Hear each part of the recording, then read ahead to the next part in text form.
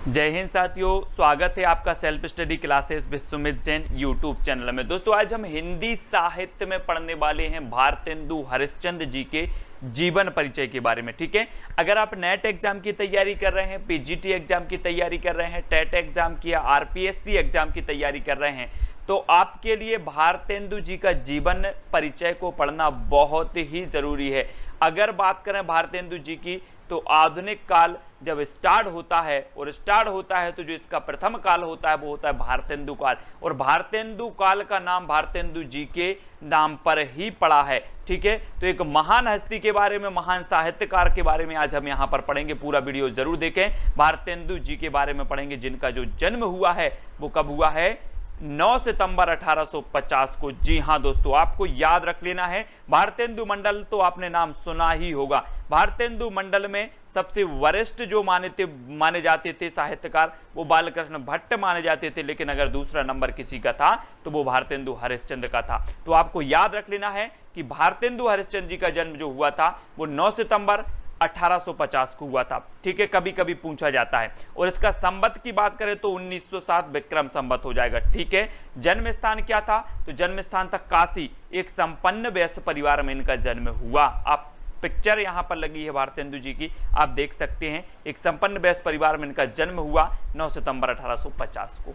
अब दोस्तों इनका मृत्यु काल कभी कभी पूछा जाता है। आप जब जीवन परिचय जब लिखते हैं तो आपको पता होनी चाहिए 6 जनवरी 1885 यानी कि 1942 विक्रम संवत इनका मृत्यु काल है। मात्र 35 वर्ष की अल्प आयु में इस साहित्यकार ने जो हिंदी साहित्य को योगदान दिया है वो वास्तव में अतुलनीय है। उनको याद किया जाता है। आज भी हिंदी साहित्य का जो आधुनिक काल है उसमें भारतेंदु जी को सर्वप्रथम याद किया जाता है। ऐसे साहित्यकार जो 35 वर्ष में सब कुछ दे गए हिंदी साहित्य को, तो इनके बारे में पढ़ना बहुत जरूरी है। और एक दो क्वेश्चन आपसे हर परीक्षाओं में पूछ लिए जाते हैं भारतेंदु जी से। ठीक है, तो इनके पिता का नाम था दोस्तों बाबू गोपाल चंद गिरधर दास। बापू गोपाल चंद गिरधर दास, कभी कभी आपने पढ़ा होगा, इनका एक नाटक है नहोश। नहोश नाटक के रचनाकार कभी पूछा जाता है कि बाबू गोपाल चंद गिरधर दास का माना जाता है। ठीक है, और ये भारतेंदु जी के पिता हैं। ये इतिहास प्रसिद्ध सेठ अमीचंद की वंश परंपरा में उत्पन्न हुए माने जाते हैं। ठीक है, भारतेंदु जी का मूल नाम क्या है, मूल नाम है इनका हरिश्चंद्र। मूल नाम क्या, हरिश्चंद्र, लेकिन इन्हें भारतेंदु की क्या दी गई, उपाधि दी गई, जिनके नाम पर भारतेंदु युग पड़ा, भारतेंदु नाम पड़ा। उस युग का जो आधुनिक काल का प्रथम युग माना जाता है। ठीक है, डॉक्टर नगेंद्र के अनुसार उस समय के पत्रकारों एवं साहित्यकारों ने 1880 ईस्वी में इन्हें भारतेंदु की उपाधि दी। कब, 1880 में। 1850 में इनका जन्म हुआ, 1880 में इन्हें भारतेंदु की उपाधि दी गई, 1885 में इनकी मृत्यु हो गई। ये चीज याद रखनी है। इनका जो मुख्य व्यवसाय था दोस्तों वो था पत्रकारिता। क्या था, पत्रकारिता। संपादन कार्य इनके द्वारा निम्नलिखित 3 पत्रिकाओं का संपादन कार्य किया गया। वो पत्रिकाएं हमेशा पूछी जाती है, आपसे पूछ लिया जाता है कि कवि बचन सुधा के जो संपादक थे वो कौन थे। तो आपको पता होनी चाहिए भारतेंदु जी 1868 इसका जो है प्रकाशन काल माना जाता है। ये मासिक, पाक्षिक और साप्ताहिक तीनों थी। ठीक है, कौन, कवि बचन सुधा 1868। दूसरी थी 1873 हरिश्चंद्र चंद्रिका। ठीक है, ईस्वी इसका 1873 ईस्वी, ये मासिक थी, है ना, हरिश्चंद्र चंद्रिका। इसका पहले नाम था हरिश्चंद्र मैगजीन, बाद में 8 अंकों तक इसका नाम रहा हरिश्चंद्र मैगजीन, बाद में 9वें अंक से इसका नाम कर दिया गया हरिश्चंद्र चंद्रिका। ठीक है, याद रखना 90 अंक में इसका नाम क्या होगा, हरिश्चंद्र चंद्रिका। और हिंदी गद्य का ठीक परिष्कृत रूप सर्वप्रथम इसी चंद्रिका में क्या हुआ था, प्रकाशित हुआ था।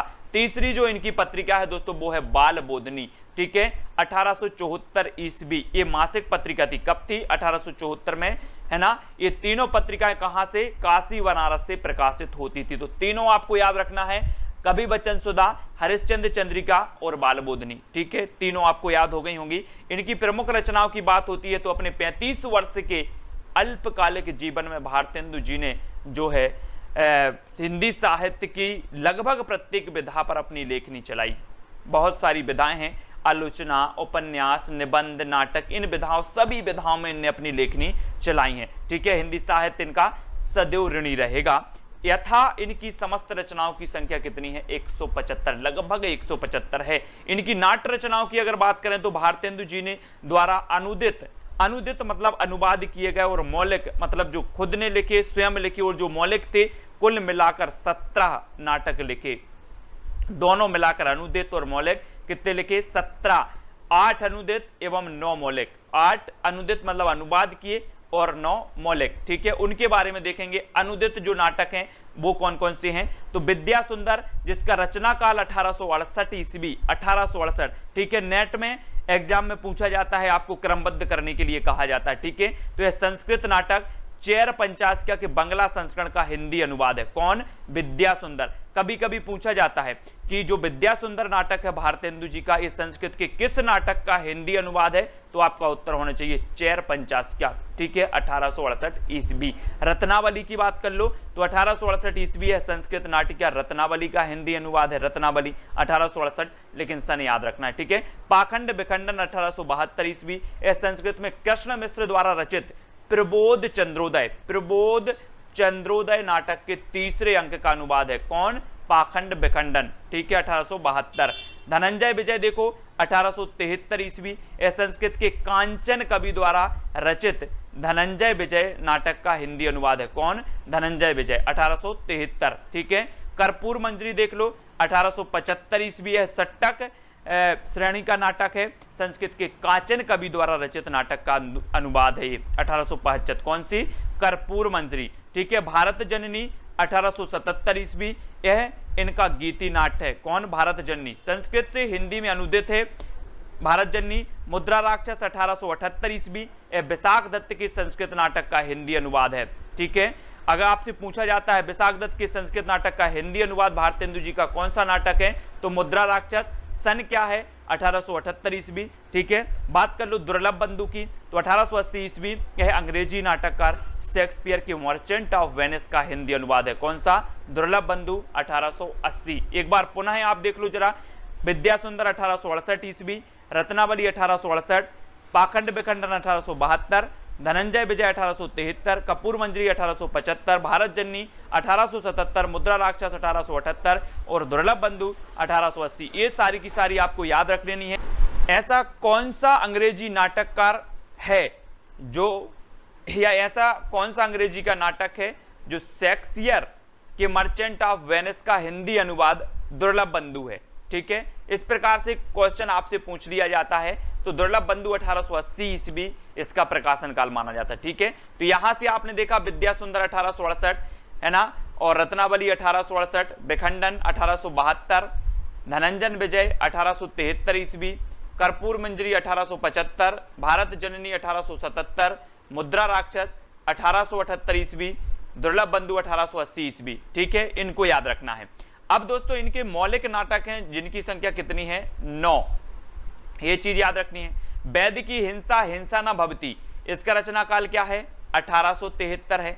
ठीक है, और ये प्रहसन है, इसमें पशु बलि प्रथा का क्या किया गया है? विरोध किया गया है। काय में? वैद्य की हिंसा हिंसा न भवती में 1873 इसका रचना काल है, प्रहसन है, इसमें पशु बलि प्रथा का विरोध किया गया है। ये चीज आपको याद रखनी। ठीक है, पीजीटी और यूजीसी नेट वाले थोड़ा सा ध्यान से पढ़ना। सत्य हरिश्चंद्र 1875 ईस्वी, सत्य हरिश्चंद्र 1875 ईस्वी का, इसमें असत्य का सत्य की विजय का वर्णन किया गया, 1875 इसका रचना काल है। श्री चंद्रावली नाटिका 1876 है, इसमें प्रेम भक्ति का आदर्श प्रस्तुत किया गया 1876 में चंद्रावली का। विशस्य विस्मोसदम 1876, ये एक भाड़ है। ठीक है, विशस्य विस्मोसदम, ठीक है, 1876 इसका रचना काल है। यह देसी राजाओं की कुचक्रपूर्ण परिस्थिति दिखाने के लिए रचा गया। कौन सा? विशस्य विस्मोसदम। भारत दुर्दशा 1880 नाट्य रासक है, नाट्य रासक है। कभी कभी आपसे पूछ लिया जाता है कि भारत दुर्दशा जो है किसका नाटक है, आप बताते हो भारतेंदु जी का है। इसका रचना काल क्या? 1880 है। इसमें अंग्रेजी राज्य में भारत की दशा का चित्रण किया गया। यह नाटक प्रबोध चंद्रोदय की प्रतीकात्मक शैली से प्रभावित है। कौन? भारत दुर्दशा 1880। ठीक है, नील देवी 1881 ईस्वी, नील देवी कई बार पूछा गया है। ये गीति रूपक है। यह पंजाब की एक हिंदू राजा पर मुसलमानों की चढ़ाई का ऐतिहासिक वृत्त लेकर लिखा गया है। इसमें भारतीय नारी के आदर्शों की महत्ता का प्रतिपादन किया गया। किसमें? नील देवी 1881 में। ठीक है, अगला देख लो, अंधेर नगरी 1881 ईस्वी। ये प्रहसन है। 6 दृश्य, इसमें भ्रष्ट शासन तंत्र पर व्यंग किया गया। किसमें? अंधेर नगरी में। ठीक है, आप लोग पढ़ते हैं ना, अंधेर नगरी, चौपट राजा टके सिर भाजी टके, इस प्रकार से इसमें जो है भ्रष्ट प्रशासन के ऊपर, शासन के ऊपर व्यंग्य किया गया। अंधेर नगरी 1881 में। प्रेम जोगनी में 1875 ईस्वी की नाटिका है। इसमें तीर्थ स्थानों पर होने वाले कुकृत्यों का चित्रण किया गया। प्रेम जोगनी 1875। ठीक है, सती प्रताप 1883 ईस्वी, गीति रूपक है ये इनका अधूरा नाटक माना जाता है। इस नाटक को बाद में राधा कृष्ण दास द्वारा पूरा किया गया। कौन? सती प्रताप। तो ये चीज आपको याद रख लेनी है। अगर आपसे कभी पूछा जाए कि भारतेंदु जी का अधूरा नाटक कौन सा है, तो सती प्रताप 1883 और एक गीति रूपक है। तो आपको याद रख लेना यहां से वैदिकी हिंसा, हिंसा नवाबती। अब ऐसे भी क्वेश्चन पूछा जाता है निम्न में से बताइए कौन सा भारतेंदु जी का मौलिक नाटक नहीं है या फिर मौलिक नाटक है। तो वैदिकी हिंसा, हिंसा न भवती, सत्य हरिश्चंद्र, श्री चंद्रावली नाटिका, विशस्य विस्मोचदम, भारत दुर्दशा, नील देवी, अंधेर नगरी, प्रेम जोगनी और सती प्रताप। ये जो हैं ये क्या है? इनके मौलिक नाटक हैं। ठीक है, बात कर लेते हैं इनकी काव्य रचनाओं की। इनके द्वारा रचित काव्य रचनाओं की कुल संख्या कितनी है? 70 है, जिसमें से कुछ प्रसिद्ध रचना है। सबसे पहले तो प्रेम प्रलाप है, बकरी विलाप, प्रबोधनी, दैन्य प्रलाप, विजय वल्लरी, विजयनी विजय वैजंती, दशरथ विलाप, प्रातः समीरन, वैशाख महामात, ठीक है, रिपनाष्टक, वर्षा विनोद, है ना, और फूलों का गुच्छा, भक्त सर्वस्व, उर्दू का स्यापा और बंदर सभा। ये इनकी कुछ जो है प्रमुख रचनाएं मानी जाती हैं। इनको आपको याद करना है। बात कर लेते हैं उपन्यास। उपन्यास है हमीर हट, हमीर हट, सुलोचना, रामलीला, सीलवती और सावित्री चरित्र। ये इनके उपन्यास हैं। सीलवती कई बार पूछा गया, सीलवती उपन्यास के लेखक कौन है? तब आपका उत्तर हो जाएगा भारतेंदु हरिश्चंद्र। ठीक है, तो हमीर हट, सुलोचना, रामलीला, सीलवती और सावित्री चरित्र ये किसके हैं? भारतेंदु हरिश्चंद्र के क्या हैं? उपन्यास हैं। ठीक है, निबंध की बात कर लो। आप बीती कुछ, आप बीती कुछ जग बीती, ये इनका निबंध है। कुछ लोग आत्मकथा बोल देते हैं, भारतेंदु जी का क्या है? निबंध। कुछ आप बीती कुछ जग बीती, भारतेंदु।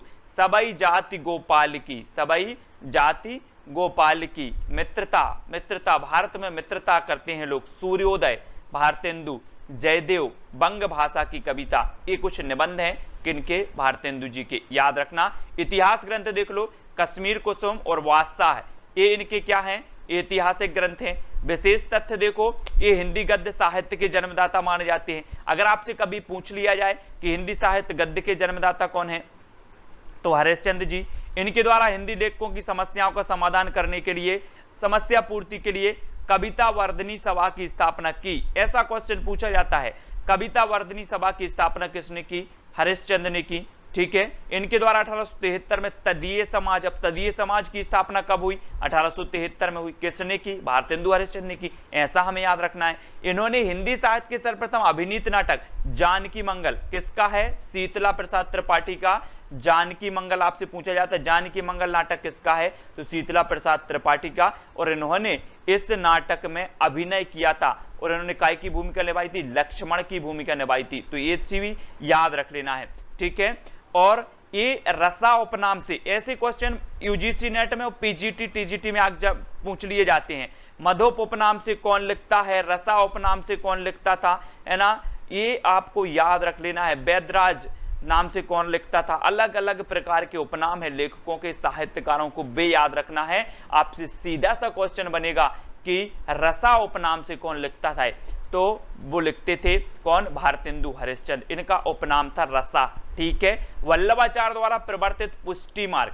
अब आपसे एक क्वेश्चन पूछा जाता है, पुष्टि मार्ग के प्रवर्तक कौन है? तो वल्लभाचार्य हैं, लेकिन इन्होंने पुष्टि मार्ग से दीक्षा ग्रहण की थी। किसने? भारतेंदु जी ने। ठीक है, और आपने बहुत अच्छी पंक्ति पढ़ी होगी, मातृभाषा के रूप में इन्होंने क्या प्रशंसा की थी कि निज भाषा उन्नति यहे, सब उन्नति को मूल, बिन निज भाषा ज्ञान के मिटत नाहिए को सूल। ये किसने कहा था? भारतेंदु हरिश्चंद्र। पंक्तियों में आपसे पूछ लिया जाता है कि ये पंक्ति किसकी है, तब आपको पता होनी चाहिए कि भारतेंदु हरिश्चंद्र जी की है। ठीक है, ये 11 वर्ष की अल्पायु में ही कविताएं लिखने लगे थे भारतेंदु जी। 15 वर्ष की अवस्था में वे अपने परिवार के साथ जगन्नाथ जी गए। उसी यात्रा में उनका परिचय बंगला साहित्य की नवीन प्रवृत्तियों से भी हुआ।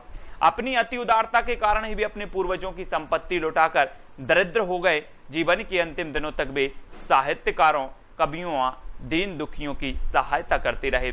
कौन? भारतेंदु हरिश्चंद्र। तो दोस्तों यहाँ पर हमने भारतेंदु हरिश्चंद्र जी की जीवन गाथा को पढ़ा। भारतेंदु हरिश्चंद्र का आप कोई भी एग्जाम दे रहे हैं, एक ना एक क्वेश्चन जरूर आता है। इनकी जीवन रचनाओं से, इनके निबंधों से, इनके उपन्यासों से, इनके जीवन काल से संबंधित महत्वपूर्ण विशेषताओं से तो एक क्वेश्चन आपका बन जाता है। आपने पूरा वीडियो देखा, आपको कैसा लगा दोस्तों, है ना? सभी लोगों के लिए जय हिंद। सभी लोग वीडियो को लाइक जरूर करेंगे, वीडियो को शेयर भी करना है, और ये टेलीग्राम ग्रुप की लिंक भी दी है, तो टेलीग्राम ग्रुप से भी जुड़ जाना। ठीक है, और टेलीग्राम ग्रुप से जुड़ने के लिए आपको टेलीग्राम ऐप डाउनलोड कर लेना है। उसमें सर्च कर लेना है क्या? IAS study trick. ये IAS स्टडी ट्रिक आपका लिखा है, ये सर्च कर लेना। ठीक है, ये व्हाट्सअप नंबर दिया है, तो कोई भी डाउट व्हाट्सअप पर भी शेयर कर सकते हैं। ठीक है, इंस्टाग्राम पर भी आप जुड़ सकते हैं, Sumit Jain self study classes search कर लेना। ठीक है, फेसबुक से आपको जुड़ना है, सुमित जैन सर्च कर लेना है। साथ ही फेसबुक पेज है अपना सेल्फ स्टडी क्लासेस, उससे भी आप जुड़ सकते हैं। ट्विटर पर सुमित जैन फॉलो कर सकते हैं। ठीक है, आप किसी भी एग्जाम की तैयारी कर रहे हैं, हिंदी साहित्य में परिचय से संबंधित, साहित्यकारों से संबंधित प्रश्न जरूर पूछे जाते हैं। वीडियो कैसा लगा कमेंट के माध्यम से जरूर बताएं। अब हिंदी साहित्य की क्लास अपनी स्टार्ट हो चुकी है, तो पूरे के पूरे वीडियो आपको जरूर देखना है। आज के लिए बस इतना ही। जय हिंद।